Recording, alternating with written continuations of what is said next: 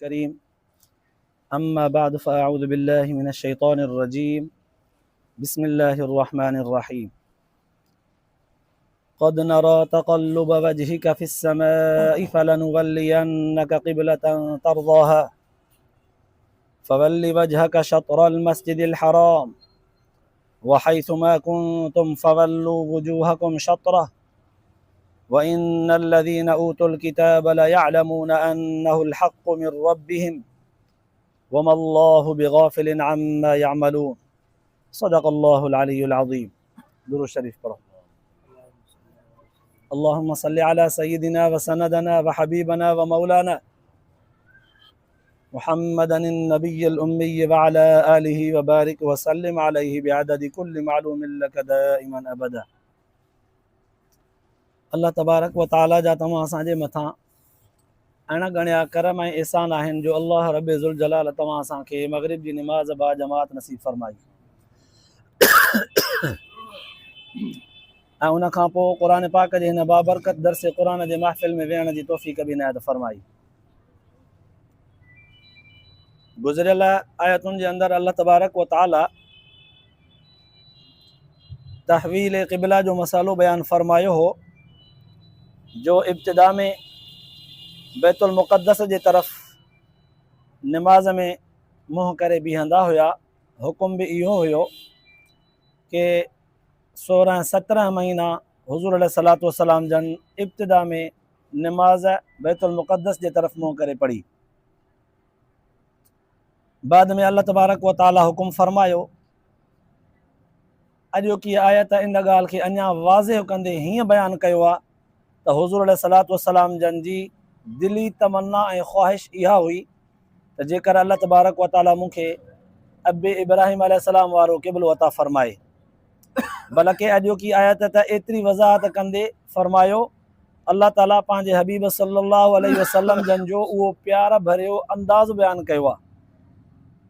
ज़रा तवज्जो कजो। फरमाई क़द नरा तक़ल्लुब वजहिका फ़िस समा। सोना नबी तुझूं नज़रूं जेके हीअं आसमान जे तरफ़ खॾी पियूं वञनि न, असां तुंहिंजे इन नज़रुनि जे खॾी वञण खे ॾिसूं पिया। या इलाहुल आलमीन, हुज़ूर साईं जन जूं नज़रूं आसमान जे तरफ़ छो पियूं खॾी वञनि? अल्लाह तबारक व तआला फरमायो जवाब ॾींदे, जीअं रिवायत जे अंदरि ईंदो आहे त हुज़ूर अलैहिस्सलातु वस्सलाम जन खे तमामु घणो इंतज़ारु हो त कंहिं महिल थी वही अचे, कंहिं महिल थी वही अचे। छो त हुज़ूर जन तमन्ना रखनि पिया त जेकर बैतुल्लाह खे, काबतुल्लाह खे, मस्जिद हराम खे क़िबलो बनायो वञे ऐं अॻियनि किताबनि में तौरात ज़बूर में अहले किताब खे ॿुधायो वियो हो त आख़िरी नबी जेको हूंदो उनजो नालो मुहम्मद सल्लल्लाहु अलैहि वसल्लम हूंदो, उनजो क़िबलो मस्जिदुल हराम हूंदो। उन्हनि किताबनि में लिखियल हो। हुज़ूर सल्लल्लाहु अलैहि वसल्लम जन जी हेॾां दिली तमन्ना बि इहा थी पई त हुज़ूर सल्लल्लाहु अलैहि वसल्लम जन खे इहा उमेद हुई त इजो थो जिब्राइल अचे, इजो थी वही अचे, इजो थी वही अचे। ॼण त हुज़ूर सल्लल्लाहु अलैहि वसल्लम जन खे बे इंतिहा इंतज़ारु हुयो। पोइ अल्लाह तबारक व तआला इन अंदाज़ खे ईअं बयानु कयो त सोना तुंहिंजूं अखियूं जेके आसमान जे तरफ़ तुंहिंजो रुख़ खॾी पियो वञे न, इन तुंहिंजे रुख़, तुंहिंजे चहिरे खॾी वञण खे असां बार बार ॾिसूं पिया। पोइ तोसां इहो वाइदो कयोसीं, तोसां वाइदो आहे फ़लनुवल्लियन्नका क़िब्लतन तर्ज़ाहा, ज़रूरु तोखे क़िबलो उहो ॾींदासीं जंहिंमें तूं राज़ी थी वञे। हुज़ूर सल्लल्लाहु अलैहि वसल्लम जन खे राज़ी करण जो ॼण त अल्लाह तबारक व तआला वाइदो फरमायो, तोखे राज़ी कंदासीं। ऐं वाइदे करण खां पोइ हुकुम बि फौरी बयानु कयो वियो, फ़वल्लि वजहका शत्रल मस्जिदिल हराम। पोइ सोना नबी पंहिंजे चहिरे अनवर खे मस्जिदुल हराम जे तरफ़ फेराए। वहैथुमा कुन्तुम फ़वल्लू वुजूहकुम शत्रह। हाणे हितां सम्झण जी ॻाल्हि आहे, अल्लाह तबारक व तआला हुज़ूर अलैहिस्सलातु वस्सलाम खे त फरमायो फ़वल्लि वजहका शत्रल मस्जिदुल हराम, सोना पंहिंजे चहिरे खे मस्जिदुल हराम जे तरफ़ फेराए। पोइ मतां दुनिया जा माण्हू ईअं सम्झनि हा त सिर्फ़ु हुज़ूर अलैहिस्सलातु वस्सलाम जन खे ई हुकुम आहे त मस्जिदुल हराम जे तरफ़ मुंहुं करे नमाज़ पढ़ो, ॿियनि खे शायदि इहो हुकुम न आहे। अल्लाह तबारक व तआला ॿियनि खे बि इन इहा हुकुम में सॼी उम्मत खे शरीक कंदे फरमायो वहैसुमा कुन्तुम फ़वल्लू वुजूहकुम शत्रहू। जाथे भी हुजो तव्हां, सभु मुखातब जा सीगा थी विया जमा जो, जाथे भी तव्हां हुजो पंहिंजे पंहिंजे मुंहनि खे मस्जिद हराम जे तरफ़ फेरायो। वइन्नल लज़ीना ऊतुल किताब लयअलमून अन्नहुल हक़्क़ु मिन रब्बिहिम, बाक़ी रहिया उहे माण्हू जेके अहले किताब आहिनि, जिन जो बयानु गुज़िरियल आयत में थी चुको आहे, जेके एतिराज़ बि कनि पिया त मुस्लमाननि खे छा थियो आहे जो उन्हनि जो क़िबलो हिकु जॻह ते टिके कोन थो, इन जो दीन फिरंदो गिरंदो थो रहे। एतिराज़ कयूं, जंहिंखे अलाह ताला बेवकूफ़ बि फरमायो, इन जी बेवकूफ़ाना हरकत आहे, इहे बेवकूफ़ आहिनि गोया के। त पोइ अलाह ताला उन्हनि जे बारे में फरमायो, हिकु ख़दशे खे ज़ाइल कंदे ख़तमु कंदे, ख़दशो इहो थिए हा त साईं सभु जाथे बि हुजनि मस्जिदुल हराम जे तरफ़ मुंहुं करे निमाज़ पढ़नि, त पोइ अहले किताब त कोन था मञनि, यहूदी ऐं नसरानी त कोन था मञनि, उहे त एतिराज़ था कनि, हू जो सुवाल था कनि असांखे हरू भरू त मुस्लमाननि जो क़िबलो टिके कोन थो, वरी बैतुल मुक़द्दस खां फिरी हाणे बैतुल हराम जे तरफ़ था, मस्जिदुल हराम जे तरफ़ था मुंहुं करे निमाज़ पढ़नि। पोइ अलाह जे फरमायो छॾियो हिननि खे, वइन्नल लज़ीना ऊतुल किताब लयअलमून अन्नहुल हक़्क़ु मिन रब्बिहिम, इन्हनि अहले किताब वारनि खे चङी तरह इहा ॻाल्हि मालूम आहे त अल्लाह तबारक व तआला जे तरफ़ खां हक़ीक़ी ऐं सची ॻाल्हि इहा ई आहे त क़िबलो आख़िरी पैगंबर जो मस्जिदुल हराम हूंदो, उन जे किताब में इहे ॻाल्हियूं लिखियल आहिनि। वल्लाहु बिग़ाफ़िलिन अम्मा यामलून, अल्लाह ताला इन्हनि जे ॻाल्हियुनि खां बेख़बर कोन्हे, सॼी ख़बर आहे।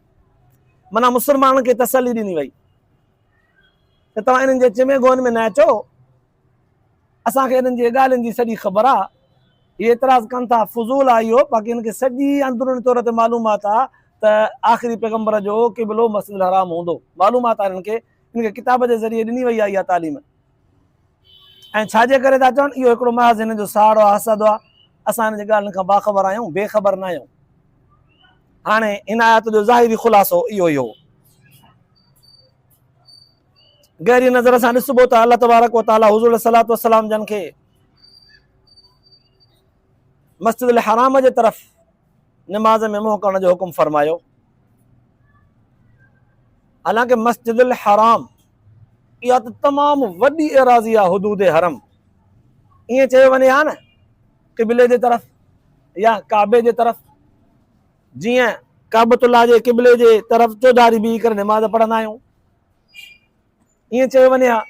पर न, अल्लाह तबारक व तआला हिकु बहितरीन लफ़्ज़ हिकमत वारे अंदाज़ में अहिड़ो फरमायो, मस्जिदुल हराम। काबतुल्लाह चयो वञे हा, क़िबलो चयो वञे हा त उहो नंढो थोरी एराज़ी बि आहे, 15 बाय 15 जी, 18 बाय 15 जी, 20 बाय 18 जी, मिसाल एतिरे फुट जी, त इहा चौकुंडी ज़मीन जी टुकड़ी नंढड़ी हुई।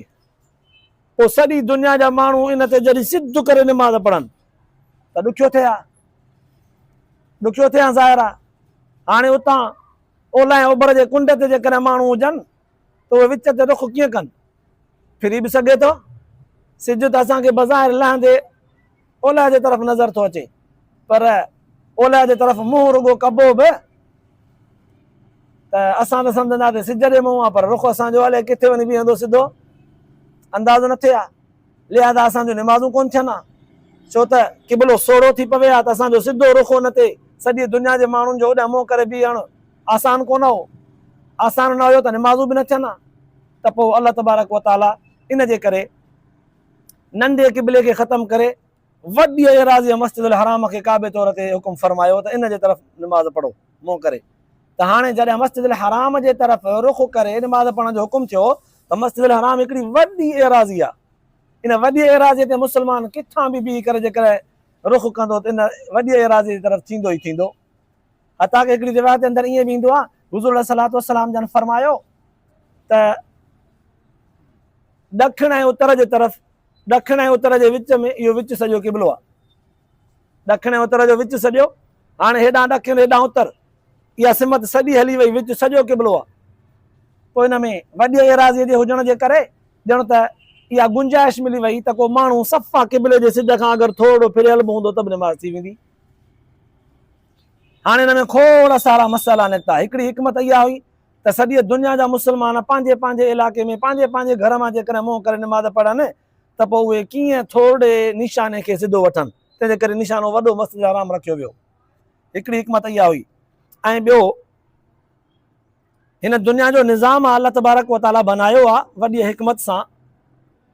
कॾहिं सर्दी हूंदी आहे, कॾहिं गर्मी हूंदी आहे, सदाईं सर्दी बि न आई, सदाईं गर्मी बि न आई। दुनिया सॼे ते ईअं आहे, के इलाइक़ा सर्द रहनि था पर कॾहिं उते बि थोरी थोरी गर्मी थिए थी, जेके सदाईं गरम आहिनि उते बि कॾहिं कॾहिं थोरी थोरी सर्दी थिए थी।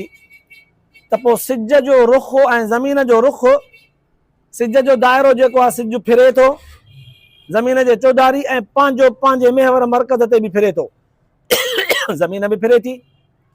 सर्दी ऐं गर्मीअ में एतिरो फ़र्क़ु थी वेंदो आहे जो ॾींहुं सियारे में नंढड़ो नज़र ईंदो आहे, राति वॾी, ऐं ऊन्हारे में वरी ॾींहुं वॾो नज़र ईंदो आहे, राति नंढी। त पोइ सिज जे उभरण ऐं लहण जूं जॻहियूं बि मटिजी वेंदियूं आहिनि। त पोइ काबतुल्लाह जो रुख बि माण्हू जे निमाज़ में उहो बि क़िबले जो रुख बि मटिजी वेंदो आहे। ॾींहं जो नंढो थींदो त माण्हूअ जो रुख मटिजंदो।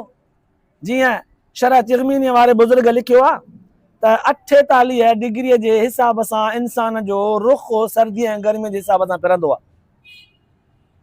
मसलन ही हिकिड़ो विच ते मस्जिद हराम आहे। हाणे ऊन्हारे में जॾहिं सिज उभरंदो बिल्कुलु ईअं सिधो उभरी करे सिधो कोन लहंदो, बल्कि ईअं ओभर जे ओभारीअ हिन उत्तरीअ कुंड ॾांहुं ईअं उभरंदो, ईअं उभरंदो। पोइ ईअं 3 हिसा ॼण त ज़मीन खे ईअं वकड़ ॾेई करे वरी फिरी ओला ईअं उत्तरीअ कुंड ते वरी वरी लहंदो। त ॾिसो विच खां 24 डिग्री सिज हेॾे हलियो वियो, वरी आहिस्ते आहिस्ते इहो खुटंदो आहे, सर्दी ईंदी वेंदी आहे त इहो वरी ॾखिणीअ ओभारीअ कुंड खां उभरंदो आहे। ॾखिण वारी ओभारी कुंड खां, ॾखिण ऐं ओभर जे कुंड विच खां ज़रे घटि हितां उभरंदो आहे ऐं लहंदो बि वरी बिल्कुलु ओला हीअं ॾखिणीअ कुंड ते आहे। त ॾींहुं नंढो नज़र ईंदो आहे। त हाणे सियारे में सिज 24 डिग्री क़िबले खां उत्तर जे तरफ़ वेंदो, पोइ ॾखिण जे तरफ़ वेंदो, ऐं ऊन्हारे में वरी क़िबले खां 24 डिग्री बिल्कुलु उत्तर जे तरफ़ वेंदो। त हाणे 48 डिग्री सर्दी ऐं गर्मीअ में फ़र्क़ु थींदो आहे क़िबले जो। त पोइ उन वक़्तु मुस्लमाननि जूं निमाज़ूं कीअं थियनि हा जेकॾहिं सिर्फ़ु काबतुल्लाह खे क़िबलो बणायो वञे हा त निमाज़ूं न थियनि हा। लिहाज़ा अल्लाह तबारक व ताला मस्जिद हराम जो वॾो रक़बो क़िबले जे तौर ते बयानु फरमाए करे इन इहा ख़राबीअ खे दूर फरमाए छॾियो त मुस्लमान जिथे बि हुजनि उहे निमाज़ पढ़नि मस्जिद हराम जे तरफ़ मुंहुं करे। पोइ थोरो जेकॾहिं फिरी बि वियो त बि हुनजी निमाज़ सही थी वेंदी। जीअं कॾहिं कॾहिं किन माण्हुनि जो चवणु हो ऐं अॼु ताईं कुझु माण्हू अहिड़े क़िस्म जो अक़ीदो रखंदा आहिनि त पाकिस्तान, हिंदुस्तान या इहे मुस्लमान मुल्क जेके दूर आहिनि काबतुल्लाह खां, उन्हनि जूं मस्जिदूं ऐं उन्हनि जो क़िबलो काबतुल्लाह जे तरफ़ सिधो कोन्हे को। इन जे करे लिहाज़ा इन्हनि जूं निमाज़ूं कोन थींदियूं। हाणे जॾहिं हीअ तहक़ीक़ थी पई त 48 डिग्रीअ जे हिसाब सां निमाज़ूं सही थियनि थियूं ऐं हुज़ूर सल्लल्लाहु अलैहि वसल्लम जंहिंजी हदीस मुबारक बि बीठी आहे त ॾखिण ऐं उत्तर जे विच में ओलह पासे खां सॼो इहो क़िबलो आहे, त ज़ाहिर आहे इहा गुंजाइश निकिरी वई। जेके चवनि था निमाज़ूं कोन थींदियूं थोरे फ़र्क़ सां, उन्हनि जो इहो खामखा इहो ख़्यालु आहे, वहम आहे, इन वहम जी काई हैसियत कान्हे। पोइ हाणे मस्जिदूं आख़िर कीअं बणाइजनि? पुराणे ज़माने में ईअं हो त हुज़ूर सल्लल्लाहु अलैहि वसल्लम जन वटां सहाबा किराम रिज़वानुल्लाहि तआला अलैहिम अजमईन सिधो सऊं पाक ज़हन पाक दिलियूं खणी करे अल्लाह जे रसूल वटां तालीम तरबियत मिलाए सिखी करे उतां हुज़ूर जन सां सीना मिलाए, हुज़ूर जन सां हथ मिलाए, हुज़ूर सल्लल्लाहु अलैहि वसल्लम जन सां अखियूं मिलाए जेको उन्हनि इल्मु हासिलु कयो उहो बिल्कुलु कामिल मुकमल अकमल हो। हुज़ूर सल्लल्लाहु अलैहि वसल्लम जन वटां जेको सिखिया उन में कंहिं बि क़िस्म जो शक शुबो गुंजाइश कोन हुई, कामिल थी करे निकिता। त पोइ हाणे दुनिया में जॾहिं पखिड़िजी विया, खिंडड़ी विया दुनिया जे मुल्कनि में दीन इस्लाम जे तालीम ॾियण ख़ातिर, त पोइ उन्हनि मस्जिदूं बनायूं दुनिया जे मुल्कनि में ऐं उन्हनि खे जेका अल्लाह जे रसूल सल्लल्लाहु अलैहि वसल्लम जन वटां तालीम मिली उन इहा तालीम खे मद्देनज़र रखंदे उन्हनि मस्जिदूं बनायूं। पोइ इब्तिदा में तालीम बि ॾियण वारा साहबी सॻोरा 1.25 लख थोरा हुया बनिस्बत अॼु जे, त उन्हनि जूं मस्जिदूं बि थोरियूं, उन्हनि सां गॾु दीन ते हलण वारा माण्हू बि थोरा। त पोइ आहिस्ते आहिस्ते तालीम दीन जी वधंदी वई, मुस्लमान वधंदा विया, मस्जिदूं तामीर थींदियूं वियूं। पोइ हाणे जेके बक़ाया मस्जिदूं हुयूं उहे ॿियूं मस्जिदूं कीअं तामीर थियनि, कहिड़े हिसाब सां ॿियूं मस्जिदूं तामीर कनि, उन्हनि जो क़िबलो कीअं ठाहिनि। क़िबले ठाहिण जे लाइ साहबा किराम जे मस्जिदुनि खे क़िबलो सम्झी करे क़ाइम मक़ाम उन्हनि मस्जिदनि खे क़िबलो बनाए करे ओड़े हिसाब सां निशाने ते ठाहींदा विया। अबा साहिबनि सगोरनि जी पुराणी 1000 साल पुराणी 500 साल 600 साल 100 साल पुराणी मस्जिद ठहियल आहे, उनजो रुख हेॾे आहे। हाणे असां नई मस्जिद ठाहियूं त इन निस्बत सां ठाहींदासीं ॼण त इहा मस्जिद असांजे लाइ क़िबलो आहे। हाणे उनजे आस पास में जिथे बि का मस्जिद ठाहींदासीं त अहिड़ी निस्बत सां ठाहींदासीं, इन जो रुख हेॾां आहे। पोइ थोरो भले फ़र्क़ु थी बि वियो त ख़ैर आहे, छो त मस्जिद हराम वॾो रक़बो आहे, असांजो रुख उनजे तरफ़ थींदो ई थींदो। पोइ ईअं करे मस्जिदूं ठाहियूं वियूं। क़ाइम मक़ाम सहाबा किराम जे मस्जिदनि खे क़ाइम मक़ाम क़िबले जे रखियो वियो। हाणे सुवाल पैदा थियो त क़ाइम मक़ाम जेको क़िबलो हूंदो उहो हक़ीक़ी क़िबले जे जॻह ते थींदो? उनजो जवाब इहा आहे त क़ुर पाक जे अंदरि अल्लाह तबारक व तआला काफ़ी सारा मसइला अहिड़ा बयान फरमाया आहिनि जेके क़ाइम मक़ाम थींदा आहिनि। मसलन जीअं हिकिड़ो माण्हू वुज़ूअ सां आहे, जेकॾहिं सुम्ही पियो, निंड अची वई त शरीयत थी चवे त हिनजो वुज़ू भॼी पियो। भले उनजो वुज़ू चङी तरह पेशाब या पायखाने या हवा ख़ारिज थियण सां न बि भॼे, सिर्फ़ु निंड अची वई वुज़ूअ जी हालत में त वुज़ू भॼी पियो। निंड बि अहिड़ी जेका टेक सां हुजे, लेटी पियो आहे ख़ाली, अखि ॿूटिजी वई, भले हिकिड़े 5 10 15 सेकंडनि जे लाइ ॿूटिजेसि, निंड या क़ाइम मक़ाम वुज़ूअ जे टोड़न जे आहे, नाक़िज़ वुज़ू, अबा वुज़ू भॼी पियो। अबा वुज़ू कीअं भॻो? हवा त निकिती कोन या पेशाब बि कोन कयईं, नंढो वॾो, वुज़ू कीअं भॻो? शरीयत सॻो जे ऐलान करे फ़क़ीहनि मुहद्दिसनि लिखियो आहे त इन जी निंड क़ाइम मक़ाम हवा जी आहे। निंड आयसि ॼण वुज़ू भॼी पियो, हवा निकिरी, हक़ीक़त में निकिती न आई, क़ाइम मक़ाम इन हवा जी आहे, भॼी पियो। त ॾिसो हिते वुज़ू तहारत आहे, पाकाई आहे, उन पाकाईअ खे टोड़ियो थो वञे, क़ाइम मक़ाम पेशाब जे निंड खे रखियो वियो, निंड सां वुज़ू भॼी पियो। बिल्कुलु ईअं ॿियो मसइलो शरीयत जे अंदरि हुकुम आहे त जेको माण्हू सफ़र ते वञे त उनजे लाइ शरीयत इजाज़त थी ॾे त उहो रोज़ो भले न बि रखे, पोइ कज़ा करे, या निमाज़ जेका 4 रकातुनि वारी आहे उहा 2 रकातूं करे पढ़े। सवाल पैदा थियो त साईं पुराणे ज़माने में त सफ़र करण में तकलीफ़ थींदी, उठनि ते, ॾांद गाॾियुनि ते, खच्चरनि घोड़नि गॾनि ते सवारी थींदी या पैदल माण्हू वेंदा, पोइ सफ़र मुशक़त ऐं तकलीफ़ जो सबबु हूंदो हो, त पोइ निमाज़ बि 4 रकातुनि वारी 2 रकातूं करे पढ़नि त बहितर हो। हाणे त कोई तकलीफ़ कुझु बि कोन्हे का, जहाज़ ते चढ़ो त हले केतिरा हज़ारों मील हिकिड़े कलाक में सफ़र करे वञे, रेल ते चढ़ो काई तकलीफ़ न आई, पंहिंजी ज़ाती सवारी गाॾी हुजे, कोच में चढ़ो, पंहिंजी कार में चढ़ो, ज़रे बराबरि तकलीफ़ कान्हे का। त पोइ हाणे त सफ़र न पढ़ूं न, हाणे त सफ़र न पढ़ूं न। हिते बि मुहद्दिसनि लिखियो आहे त सफ़र मुशक़त वारो हुजे या न हुजे, इहो सफ़र क़ाइम मक़ाम मुशक़त जे आहे, बसि इनखे इजाज़त आहे। भले सफ़र में हिनखे तकलीफ़ न बि हुजे, अल्लाह ताला जी तरफ़ खां हुकुम आहे, इहा रुख़सत क़बूल करणी आहे, बसि इनखे निमाज़ में रुख़सत थियणी पवंदी। 4 रकातुनि वारी 2 रकातूं करे पढ़ंदो। त हाणे ॾिसो शरीयत जे अंदरि रुख़सत आहे, इजाज़त आहे क़ाइम मक़ाम मसइलनि जे करे। त बिल्कुलु ईअं क़िबलो बि अॼुकल्ह जेको माण्हू काबो ठाहींदो, मस्जिद जो क़िबलो दुरुस्त कंदो, मस्जिद ठाहींदो, त हाणे उनखे काबतुल्लाह शरीफ़ जे तरफ़ सिद्ध कीअं करे? इस्तरलाब त कोन अथसि, दूरबीनी त कोन अथसि। अॼु के दौर में चूंकि कंपास अची वियो आहे, रुख हिकिड़ो तयुन करण जे लाइ अची वियो आहे, ऐं इहो कंपास सभिनी वटि त कोन्हे, या सभु त हिनखे कोन था ॼाणनि। अॼुकल्ह चूंकि आम बि थी वियो आहे, पर जेकॾहिं कोई माण्हू पुराणी मस्जिद खे ॾिसे, जेका मस्जिद का 50 साल 100 साल पुराणी कंहिं सुठनि कारीगरनि ठाही आहे, ऐं उते आले इल्म माण्हू निमाज़ आलिम सालिया पढ़ंदा रहिया आहिनि, त हाणे उनखे क़ाइम मक़ाम काबे जे सम्झंदो, इन जो क़िबलो काॾे आहे त पोयां ॿी मस्जिद बि उन क़िबले ते इन तरफ़ सां रुख़ कबो, अहिड़ी तरह सां ठाहिबी।